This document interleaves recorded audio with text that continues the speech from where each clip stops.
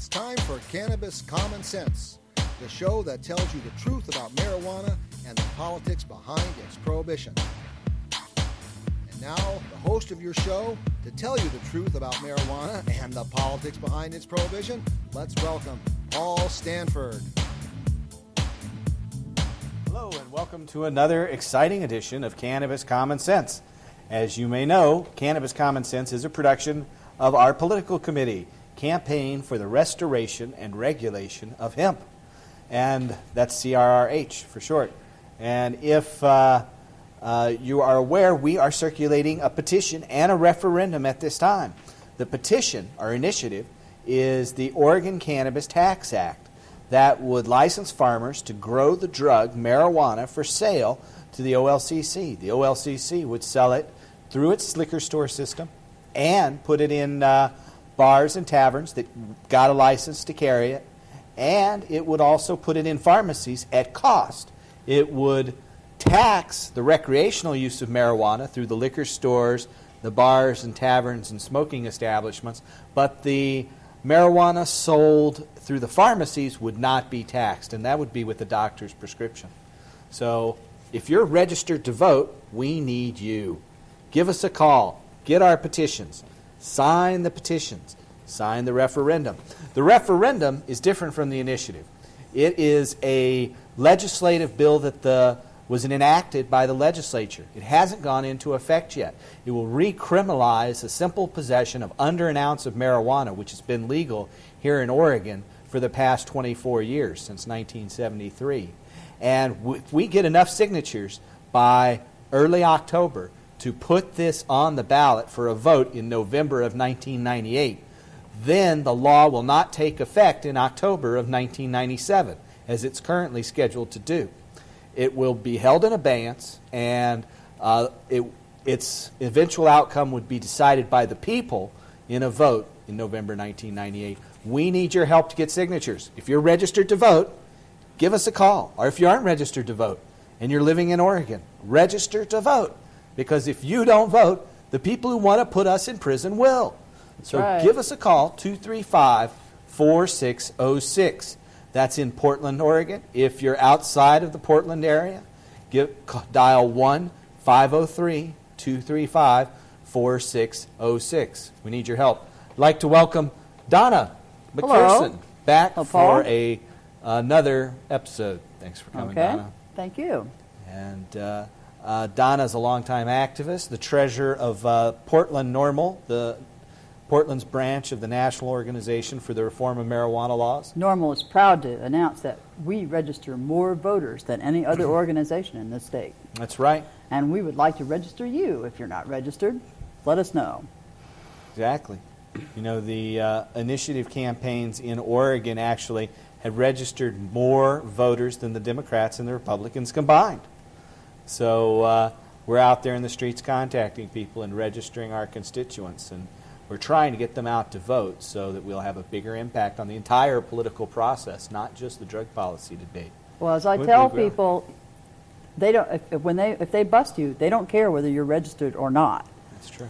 So you better be registered. Then you might be able to have some effect.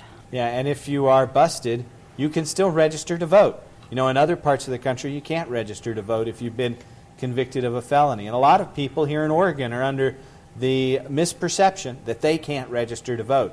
Some of the people I like to register the most when I'm out in the street petitioning are people who don't think they can register to vote because of the laws. If you run into that, Donna, where people said, I can't vote, and say, oh, well, yes, you can. Every time that I have collected signatures at one of our events, people will come along and say, well, I really wish I could sign your petition, but I can't.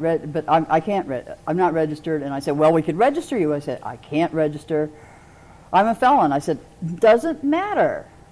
Here in Oregon, felons, well, not in jail, but when they're on probation or parole, after they've served their time and done their debt to society, they can register and vote and should do so.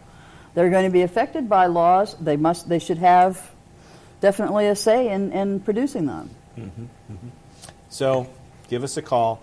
If you have access to the web, you can get our petitions right off the internet on your own home printer, assuming you have an inkjet printer, or with waterproof ink, or a laser printer. You can just print them right there in your home. You don't even have to wait for us to send them to you.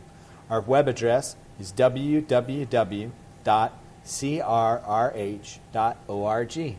Now, Donna, you've been a member of a local club called the Alternative Health Center. That's right. And that's a club that allows the medicinal access to marijuana. And even though it's illegal currently, the people who are running the club, and you're not really involved on that level, but the people who are running the club are taking a great risk to themselves, aren't they? Oh, they certainly are. I mean, running the club, you are, as far as the police are concerned, you're distributing. Mm-hmm, mm-hmm. And they could be arrested for distribution, but they believe that it's so important to get marijuana to people who need it, that it's worth running that risk. Mm-hmm. And they're running that risk every day. And as are their patients. I know quite a lot of the patients at the Alternative Health Center, and your heart goes out to these people. I mean, a lot of them have cancer, are on chemotherapy, they've lost their hair, I've met a man the other day who had just had his arm removed 2 weeks previously because he had cancer in the bone right here. A lot of people with AIDS are there who are taking, people with AIDS take a real large number of drugs. The new protease inhibitors evidently are doing a wonderful thing about their effect on the AIDS virus, but they also make people really sick. And they can't eat. They can't eat. They lose weight. Right. You can die from that too. Right. They call that the wasting syndrome for people who have AIDS, and many AIDS patients say the only thing that helps keep them alive, where they can increase their appetite, is by using cannabis and marijuana to combat the wasting syndrome that accompanies the use of all those pharmaceutical drugs. And it's also an appetite stimulator for people who are undergoing chemotherapy with cancer. People who are undergoing cancer treatment find that by using marijuana, it stimulates their appetite for that week after chemotherapy when they can't keep anything down. It stops nausea. There's several different medicinal products in cannabis. There's THC, or tetrahydrocannabinol. THC is the substance that combats nausea. It stops nausea, increases appetite, lowers interocular pressure. There are other, and it's actually available pharmaceutically, but for oral. That's Marinol, right? Yeah, it's Marinol. And it's available pharmaceutically, but taking it orally is really difficult if you're nauseous. Really? They'll throw up 3 or 4 of them. And those pills are not cheap. Yes, I've heard they're very expensive. The little pills cost $6, and the big ones cost $18 or $20. Oh my God! Now, if you're so sick and you throw up 3 or 4 $20 pills, you better either be rich or have a good health insurance. That's for sure. And unfortunately, in the case of a lot of people, they don't have that. So, but they find that by just taking 2 or 3 puffs of good marijuana, that they're able to keep food down, they're able to keep liquids down, and they're not throwing up. And that's what THC does. And it lowers interocular pressure. It's probably the most psychoactive ingredient in cannabis as well. Now, there's another constituent of cannabis, cannabinol, and that is CBD. And CBD is just slightly psychoactive, not so much as THC, and it is an antispastic agent. So people who have multiple sclerosis find that portion of the chemical mix in marijuana, that helps them. And people who have multiple sclerosis, anything that causes them to go into spasms, they find that use of CBD is very useful. But that is not pharmaceutically available. It's only available in the black market. There's also one other constituent of cannabis or marijuana, and that's cannabichromene, or CBC.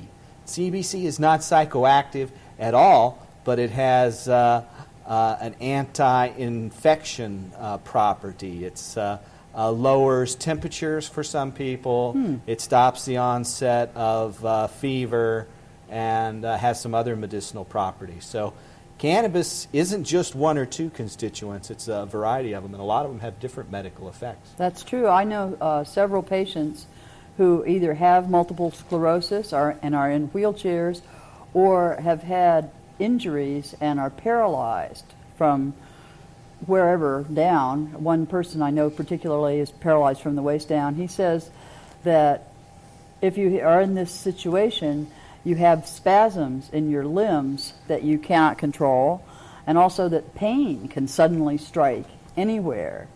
Evidently, if you interfere with the spinal cord, you have no control over what the nerves are going to be doing. Mm-hmm. And that smoking marijuana, he said, is better than any drug he'd ever taken for both calming the spasms and for making the pain go away. Mm-hmm. Mm-hmm.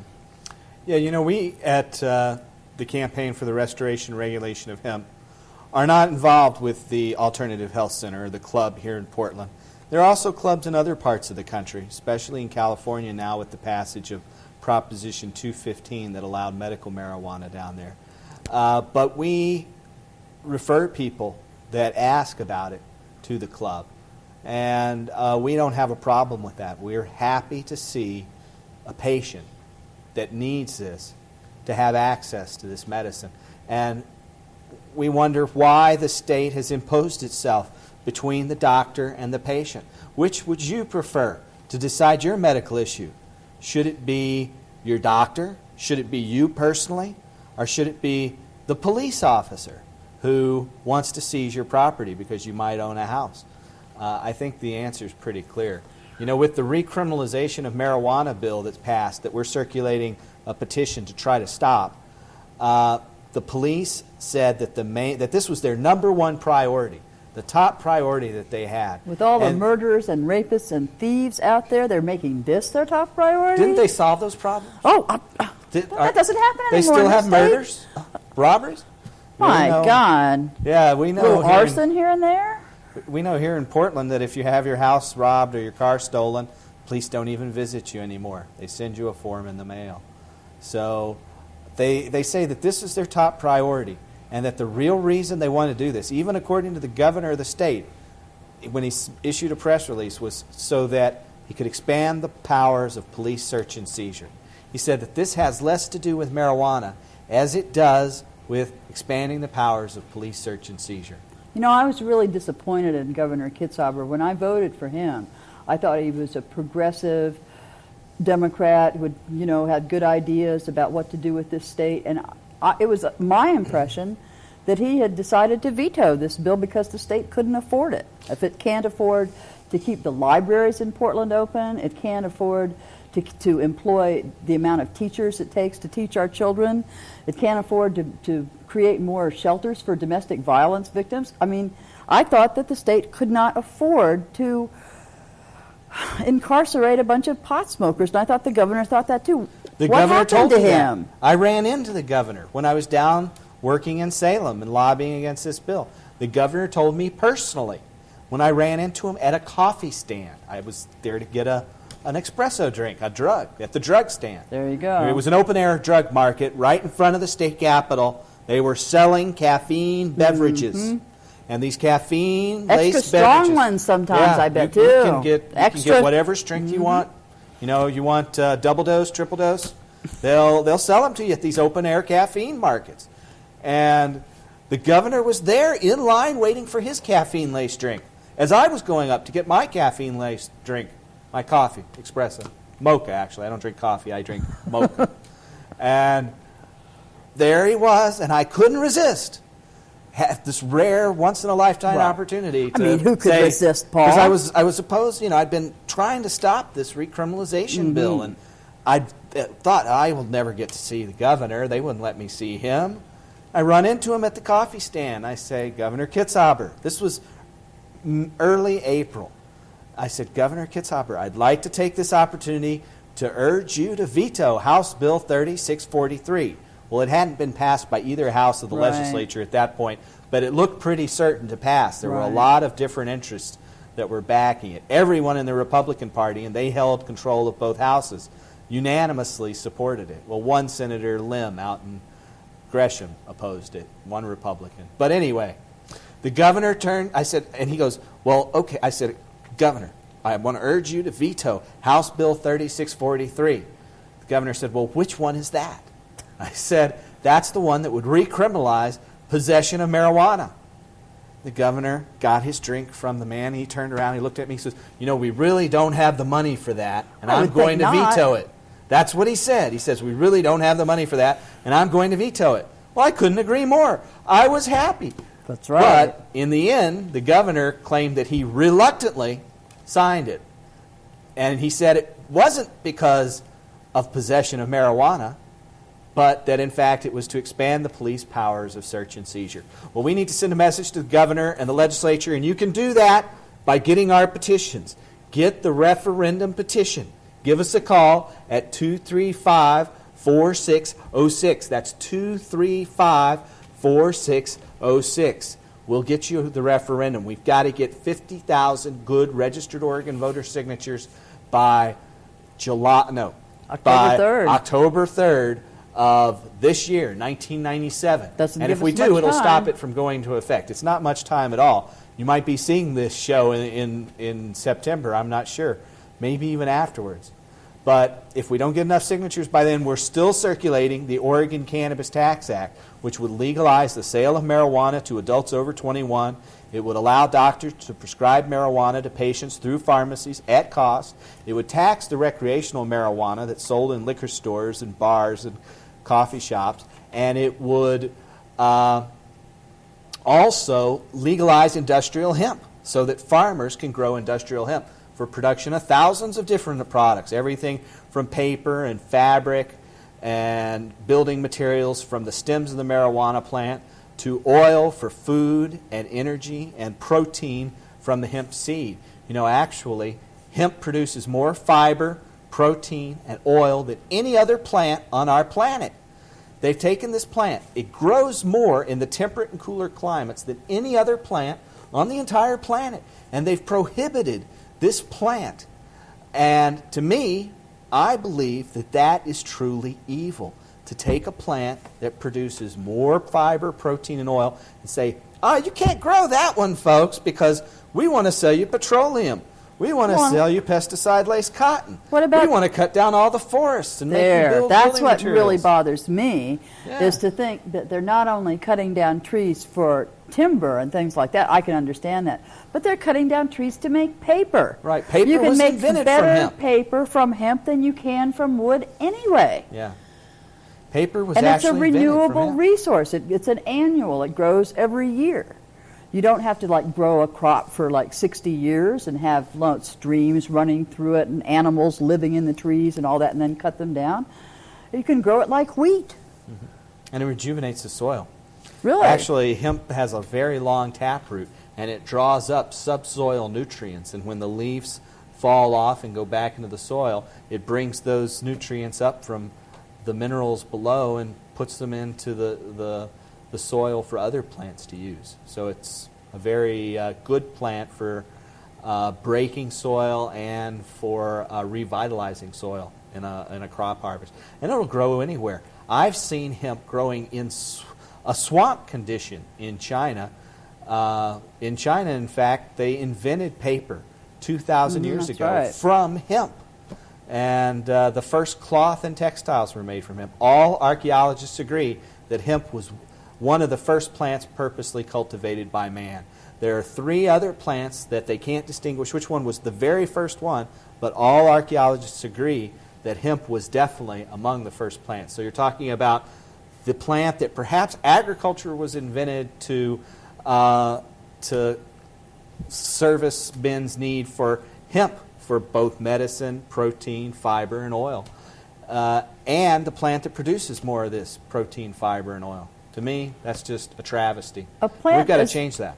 A plant that's as useful as hemp, you wonder why they would make it illegal. I mean, it baffles me. Mm-hmm. Well, you know, the American Medical Association actually went into Congress in 1937, a Dr.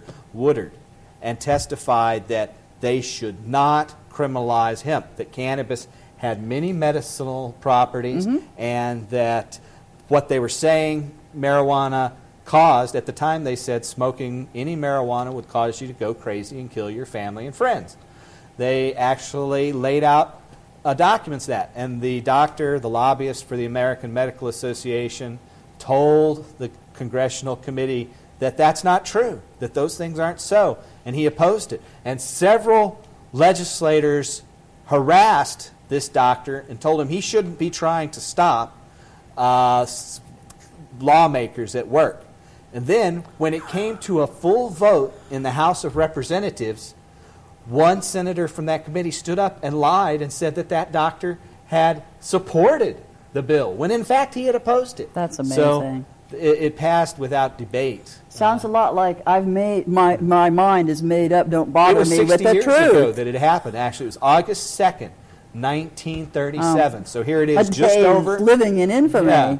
So here we are, a little bit more than 60 years later, and we're facing a drug war. Who's the winner in the drug war? I don't think there are any winners. Is there any sign that there's going to be a victory yet after 60 years? I don't think so. Instead, you see the patients in the alternative health center, they're facing arrest. They're in danger of going to jail. And I mean, these people are sick. What kind of care is there going to be for them in jail? I don't believe that they're going to be able to. And how much is it going to cost to care for these people in jail? I mean, how many wheelchairs do they keep in jails? I don't know, but they want to take them in there and book them and possibly sentence them to up to 30 days if they have an ounce or less. Now, if the patient can't afford to go and buy marijuana in the black market and they happen to be growing one or two plants, well, it's escalated, folks. That's a Those felony. Folks, that's a Class A felony. It's the same as murder, rape. It's worse than manslaughter. That's and right. Rape, actually. It's the equivalent of murder. And those people have their homes taken away, have their property seized. They're convicted felons. They have to go through drug treatment and diversion. It's really a very horrible system, folks, and we need to send a message to politicians, and you can do that by calling us and getting the referendum to stop the recriminalization of marijuana. It's a referendum on House Bill 3643, and we need to get 50,000 signatures by early October. And you can get the Oregon Cannabis Tax Act. We need to get 75,000 signatures by July of 1998. If we get enough signatures, then they're both on the ballot in November of 1998. Give us a call at our office here in Portland. It's 503-235-4606. You can also download it off the internet. We also have a newspaper. If you come down to our booths, we're at the Portland and Eugene Saturday Market. We're at various events. We'll be at the Bite. We'll be at the Bite here in Portland in mid-August. We'll be... We were at the Rose Festival. We were at the Rose Festival, and we'll be at Of course, the Rose that was Festival before next the year, too. recriminalization happened, so we weren't Yeah. carrying it then. But The recriminalization petition, as we're going to tape here in early August, has only been out for about 3 weeks now. Mm-hmm. But we urge you to give us a call and get in touch with us and get our petitions, because the only way we're going to make a difference is if we get out and show the support by putting these things on the ballot. We need your help to do that, so I urge you to call us today. Don't delay, because the next door to be kicked in may be your own. that's the truth. It always amazes me, the things they say about what, like you were saying, that smoking marijuana makes people crazy, and they were going to kill their friends and this kind of thing. They call that reefer madness today after that movie. How many people in this country have smoked marijuana at some time? Is it 20 million? Is it more? Well, no, 20 million they estimate are regular monthly users or Right. greater. But the total number, I think, of people who admit to it is about 80 million, or almost half the population admits that. Even Bill Clinton said he puffed but didn't inhale, and Newt Gingrich says he smoked marijuana for some period of time. I believe Al Tipper Gore inhaled as well. Yeah, when they were college students. These people didn't ruin their lives. They didn't start killing their families. I mean, you know that that's a lie. I mean, even those of you who don't smoke marijuana yourselves, you know somebody that does. And they're just people like anybody else. They have jobs, they have children, they have homes. Actually, some studies show that marijuana smokers have a higher incidence of on-time job performance, being at work on most days. Non-marijuana smokers actually have a higher rate of absenteeism. And I think that's indicative of some of the propaganda. Most people find that hard to believe. Well, that's why they don't report it very much in the mainstream media. But the fact of the matter is that the media manipulates, certain groups manipulate the media, particularly the law enforcement people and the folks in the drug treatment industry. That makes me think. You know, with the referendum, I believe that one of the things is mandatory drug treatment. Mm-hmm. The drug treatment industry is going to make a lot of money from this. Mm-hmm. They've got to be behind supporting this. Yeah, and it requires a mandatory diversion project for anyone who's convicted. And you have your license suspended for 6 months. And if you're under 18, you don't get your driver's license until you've turned 18. And it doesn't matter where you've been arrested with marijuana to have this happen. You could be in your bedroom. You could be out in the woods. You could be anywhere. And those laws are in effect. They'll take away your driver's license and make you go into diversion. You have up to 30 days in jail. They'll seize your property.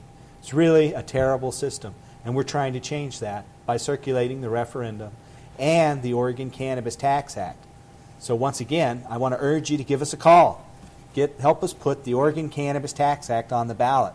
Help us stop the black market. You know, right now, the main people who are controlling the black market are kids and users, substance abusers, by and large. And people who abuse other substances besides just marijuana, I'm sure. And that's the reason that marijuana is labeled by some as a gateway drug. You know, it's a gateway, but it's a gateway to the black market. If we take marijuana out of the black market like they have in the Netherlands, then the rate of use of all drugs is going to decline. According to a survey that was quoted in the British Medical Journal back in December of 1995, it's called Deglamorizing Cannabis. And that article said that the rate of use of marijuana in the Netherlands by people who are 16 and 17 years old, people who have legal access, because in the Netherlands you can buy marijuana when you're 16 years old, that the rate of use is less than 1/5 what it is here in the United States. That's obviously indicative of the fact that prohibition isn't working. So we want you to get our petitions. Want to thank you for calling. Thanks for being on the show, Donna. Thank you, Paul. My pleasure. Contact us. Get our petitions. The number, 235-4606. Help us. Stop the drug war before they kick in your door. That's right. Call us today. Thanks for watching. Tune in next week. Have a good time. Check it out.